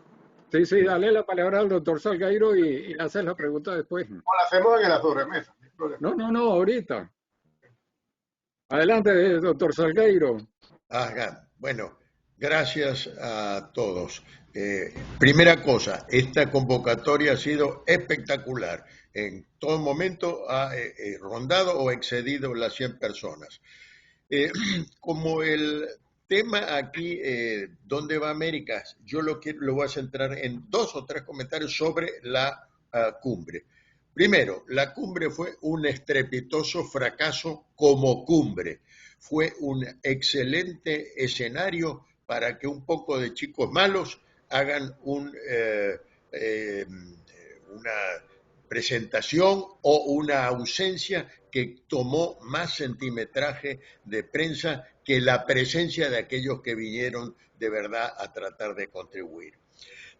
Otro comentario, el liderazgo continental de los Estados Unidos se ha visto disminuido sensiblemente. Las dudas del presidente Biden creo que han sido altamente detrimentales. Que la lista, que si quién está en la lista, que si quién no está en la lista, me parece que reveló mucha debilidad. Otra, la presencia del gobierno interino en la forma de una conversa con el presidente Guaidó, en la que, de acuerdo con el Departamento de Estado, el comunicado que hizo, lo único que hizo Biden es leerle una cartilla de cosas que todo el mundo sabemos, sin ningún otro compromiso adicional, contribuye a la disminución de la influencia de del interinato. De manera que yo pienso, tuvimos un debate en que estaba Beatriz Rangel también, en que ella decía que creía que esta tal vez podía ser la última cumbre. No sé si podrá ser o no, pero creo que en circunstancias de equilibrio como las que hay, no hay caso para hacer nuevas cumbres. Muchas gracias. Muy bien, muy bien. ¿Algún comentario de los panelistas? Sí, bueno, mi querido Adolfo, con quien comparto varios chats, yo diría lo siguiente: mucho ruido y pocas nueces. El centimetraje de prensa, en lo que tienen toda la razón, obedece también a una prensa que no me atrevería de decirlo de una manera muy tajante, pero una prensa que ha dejado de ser objetiva y que también tiene su perfil político o ideológico. Entonces ya te anuncia el fracaso antes de que se den las citas. Me refiero a que son mucho más complacientes con la izquierda que con una visión institucional. Y en cuanto a la posición de Biden, es muy difícil porque hay diversos sectores internos del Partido Demócrata. Uno de los neutros que critican la cumbre es un parlamentario como Gregory Meeks, que es presidente de la Comisión de Política Exterior de Diputados. Pero Gregory Meeks, en la primera década, en el primer lustro de Hugo Chávez, recibió un apoyo ordenado por Chávez a través de Citgo en la jurisdicción de Gregory Meeks para los sectores pobres que en comparación a Venezuela eran clase media prácticamente, con el subsidio petrolero. De manera que no hay como una especie de visión democrática, aunque la venden así, sino que hay intereses y hay solidaridades en algunos sectores del Partido Demócrata. Y como Biden está debilitado, él se debate eso no es para mérito de Biden, porque le ha faltado una posición en América Latina, pero también por el problema interno en los Estados Unidos de un Partido Demócrata que también ha sido seducido por los viudos y viudas del alma. Bueno, con esto, Carlos, si quieres, cierra con la pregunta y cierra para pasar a la sobremesa. Adelante. Sí, la pregunta es, dice, como resultado de lo revisado hoy en la mañana, las acciones a tomar no son ni con el oficialismo ni con el interinato. Entonces, ¿con quiénes son? ¿Quiénes podrían ser los voceros y a quiénes estarían hablando dado los bajísimos índices de credibilidad de los actores combustibles? Y yo agregaría, o sea, ¿cómo sería el proceso para formar esa nueva vocería? O esa nueva narrativa, totalmente de acuerdo con Humberto y con Horacio, el problema que tenemos es un problema de narrativa. ¿Cómo actuamos? O sea, nosotros estamos en un ámbito, hay muchas organizaciones en diferentes ámbitos, pero no hay nada que los aglutine en un solo ente o en una sola voz. ¿Cómo se hace esto? ¿Cómo podemos hacer esto? Ayer tuve oportunidad de asistir a una reunión, estupenda reunión, donde estaba Luis Corona, estaba Paciano, Eduardo, Vladimiro Mujica y otros amigos que venían de otras partes. donde se trataron este tema. Yo preferiría que ellos sean quienes anuncien esto, porque es una iniciativa de ellos. Yo creo que es algo bien interesante lo que se están pensando a nivel de este grupo. Yo lo apoyo plenamente para darle legitimidad institucional a los grupos que se constituyan. No es porque yo digo que soy, no, sino porque tiene un cierto respaldo que al comienzo podrá ser tímido en cuanto al número de gente que participe, pero eso es el inicio de algo que podría venir posteriormente. Yo creo que si tenemos una representación institucional en el extranjero seria, responsable, reconocida y al mismo tiempo una narrativa, yo creo que eso sería un magnífico inicio, Carlos, para todo lo que pretendemos hacer.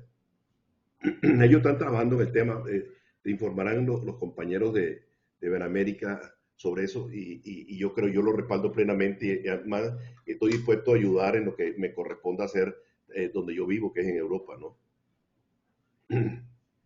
Gracias, Humberto.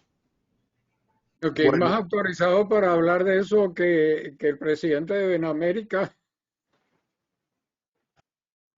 Tatiano o Luis.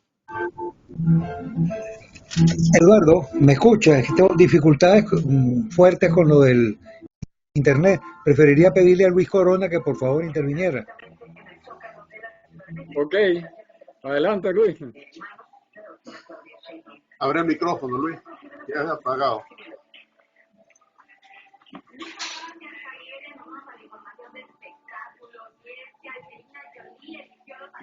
Como parte de la organización de este evento. Perdón, Eduardo, apaga los teléfonos de la gente porque hay un ruido de fondo muy desagradable. Adelante, Luis.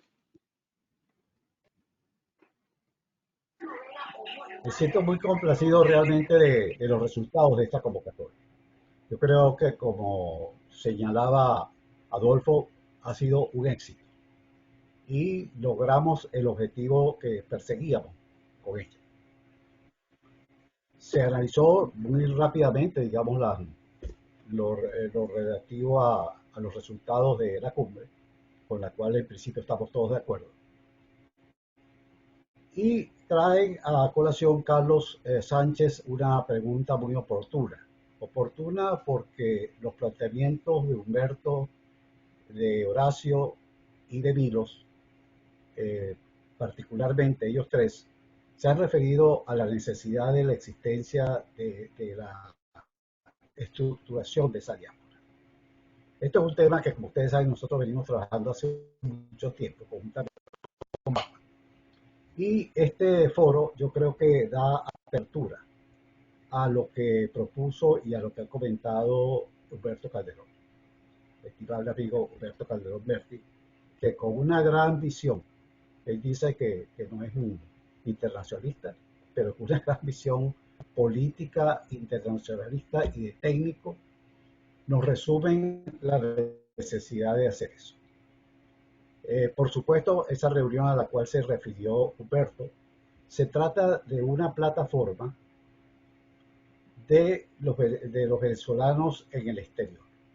Una plataforma que está convocando esa vocería, que está convocando esas personas que deben tomar en la rienda en esta fiesta, como lo dice Luis Augusto Colmenares, el coordinador general de esa plataforma.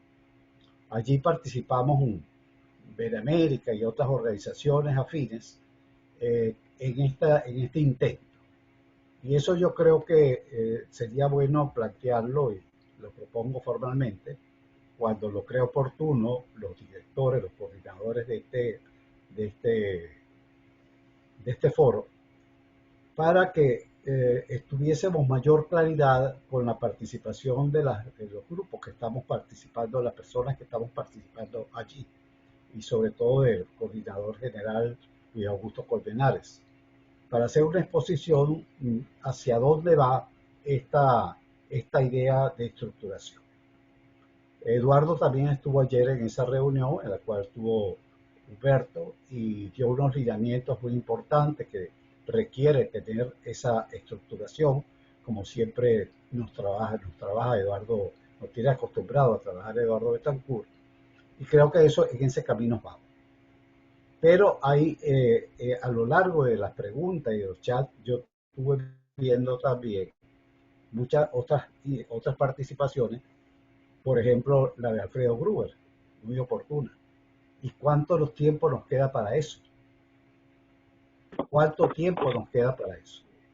Entonces yo creo que este es un tema que debemos tomar seriamente como conclusión de este evento o como aporte de este evento a lo que pretendemos hacer en forma orgánica desde la diáspora para la recuperación del Estado de Derecho en Venezuela. Si no pasamos por la recuperación del Estado de Derecho de Venezuela, desafortunadamente ninguna de las grandes ideas que se han comentado aquí en estos foros a lo largo de tanto tiempo y con tanto esfuerzo podrán ser implementadas. Ninguna de las grandes políticas que se han comentado en otras organizaciones, que existen movimientos en el mundo entero de la diáspora que han trabajado sistemáticamente temas sectoriales de mucha incidencia en la recuperación, la seguridad, la economía en general, el trato a la juventud, la materia de educación en la cual estamos tan empeñados nosotros en América, y por eso constituimos la escuela de valores democráticos que estamos impulsando. En fin, hay una cantidad de cosas que todos aspiramos a llevarlas adelante, pero tenemos que pasar afortunadamente o desafortunadamente por el cambio de modelo democrático, como decía Horacio Medina, como el cambio de modelo, mejor dicho, de gobierno, como decía Horacio Medina, en Venezuela. Y para eso nos necesitamos todos. Todos tenemos que participar. Ese es lo que yo puedo aclarar en función de lo que se me ha comentado. Ok, gracias. Carlos, ahí pidió la palabra Jorge Cancoff también. Vamos a darle la palabra y cerramos. Déjame hacer un comentario sobre lo que dijo Luis, por favor, Eduardo, que es muy importante. Ajá. Gracias, Luis. Realmente, bueno, yo he estado participando en Perdón, se me olvidó mencionar, pero perdóname que sí. tranquilo, pero es importante. Carlos Sánchez es uno de los participantes de todas estas actividades desde su fundación, conjuntamente con Carlos Moreno. Lo que quería decir, lo que quiero decir es algo que yo creo que es vital y por la cual no hemos progresado. Yo he estado participando en muchos esfuerzos con actividades de voluntarios, personas de gran talento, etcétera, etcétera. Pero siempre se tranca la piedra cuando necesitamos recursos. Y pude asistir a una reunión de la directiva del grupo antes de esta semana y el problema es lo mismo. O sea, si nosotros no conseguimos una manera de obtener recursos de alguna manera, de alguna forma, que no es de los participantes, porque la Junta Directiva empieza a poner dinero, pero esa no es la solución. Yo no sé cómo hacer, o sea, no conozco y no he logrado, de alguna forma nosotros tenemos que buscar organizaciones o empresarios o gente que tenga suficientes recursos que apoyen estas organizaciones, porque si no, no vamos a ir a ningún lado. O sea, porque, como digo, todo el mundo trabaja voluntariamente, ahí nadie tiene salario, todo el mundo usa su equipo, esfuerzo, etcétera, pero en el momento que necesitamos estructurar algo que requiere dinero para estructurarlo, se tranca el serrucho. Y esta organización, yo he estado con Plavenés desde el comienzo, he estado con otras organizaciones que hemos tenido que abortar por la falta de recursos. O sea, no sé, o sea, quiero dejarlo aquí en este foro porque realmente de alguna forma tenemos que identificar una manera de obtener esos recursos, porque si no, no vamos a progresar. Bueno, disculpa, Jorge, por favor, adelante. Sí, quería mencionar el grupo de Sao Paulo, como todos sabemos, está organizado y domina la gran mayoría de los países latinoamericanos. Mi pregunta es esta: ¿hay alguna organización similar que promueva la democracia y la libertad para América Latina? Y otra inquietud que tengo y que vengo recomendando, ¿por qué en ninguno de estos eventos tenemos la participación de oficiales retirados de nuestras Fuerzas Armadas? Mi opinión, y creo que Humberto coincide, sin el apoyo de las Fuerzas Armadas no vamos a salir de la dictadura, señores. Vamos a estar muy claros. Yo no hablo de las Fuerzas Armadas actuales, pero yo no puedo entender que toda nuestra Fuerza Armada esté corrupta y que esté de acuerdo con la dictadura y con los narcoasesinos que dominan el país. Entonces, yo quisiera que me respondieran si verdaderamente hay algo similar al Foro de Sao Paulo, porque yo no lo veo. Tocayo Calcó, corrige, narcoasesino es una redundancia. Bueno, hay narcos que no son asesinos, pero bueno. Entonces yo lo que quisiera es que los que están allí presentes pues me digan si existe alguna organización o no que sea similar a la del Foro de Sao Paulo. Si me permite, sobre ese tema, han habido varios intentos de organizar partidos o parlamentos o organizaciones democráticas, pero pasa un poco también lo que plantea Humberto a nivel nacional. Múltiples voceros y múltiples instituciones que se abogan por supuesto que ninguna de ellas ha tenido un éxito de permanencia o de perdurabilidad. Con Luis Corona hemos estado trabajando mucho también el tema que por ahí hay que incidir también el de la diplomacia parlamentaria como uno, no como el único, de los factores. Y en cuanto al tema militar, yo creo que uno de los temas en el caso de Venezuela, el tema ya propiamente militar no lo domino, pero sí domino el internacional. La mayoría de los países tienen agregados militares y ahí nos planteabas tú mismo el efecto de algunos agregados militares que no están con un sistema dictatorial. Los militares retirados nuestros, con una buena estrategia constructiva, no de unir profesionalmente a los agregados militares, pero también eso implica un trabajo que no es automático, un trabajo en donde yo lo que sí he notado con algunos militares institucionales y profesionales en América Latina, que cuando viene un militar nuestro y dice, Chávez vive, la lucha sigue, se quedan mirando perplejos, dicen, pero bueno, pero ¿cómo este militar viene con una arenga ideológica o política? Es decir, no hay un profesionalismo en muchos de los militares y eso hay que sustituirlo con un trabajo también a corto, mediano y largo plazo. Pero no quiero extenderme porque no es lógico que toquemos este tema en esta reunión. Gracias, Milo. Bueno, señores, vamos a cerrar formalmente la reunión y después, como tenemos acostumbrado, vamos a abrir unos 15, 20 minutos de una sobremesa de temas libres. Quiero agradecerle. Eduardo, yo unos 30 segundos solo, y no sé, para Humberto también una breve conclusión. No sé si Humberto está de acuerdo, porque Horacio creo que se retiró también. Si nos permiten y después continuamos o lo hacemos en la parte de la tertulia. No. Yo quería 30 segundos. No, está bien, podemos dar tiempo. Sí, eso era lo que esperábamos. Okay, bueno, además, la conclusión que yo diría es la siguiente, ¿no? Sobre todo, frente a una cumbre que no fue milagrosa, pero también no fue borrascosa, sino que tuvo una serie de sombras y luces, yo diría que es sumamente importante continuar con los logros y sobre todo con uno. Me asusta mucho que estos vociferantes del grupo de San Paulo vayan a torpedear una cumbre en donde estuvieron casi todos los países democráticos. Entonces, yo sí apunto por una próxima cumbre. Claro, hay que trabajarla y tenemos que buscar una posición común de los países democráticos con una estrategia más definida. Hay que cambiar el estilo, no repetir, y eso lo expuso muy bien Humberto, pero no podemos dejar, es el gran paso que se ha dado, de excluir a las autocracias y de fortalecer la democracia. Entonces, que si la 10ª cumbre realmente desde ahora cumplimos la Carta Democrática Interamericana, que es obligatoria, de obligatorio cumplimiento, vamos a haber dado un vuelco importante a que no todos pueden participar, sino aquellos que creen en los principios y valores de la Carta Democrática Interamericana, de la OEA o de la Carta de las Naciones Unidas. Gracias, Milo. Humberto. Carlos, hace rato Sergio Mayolo está levantando la mano y nadie lo ve.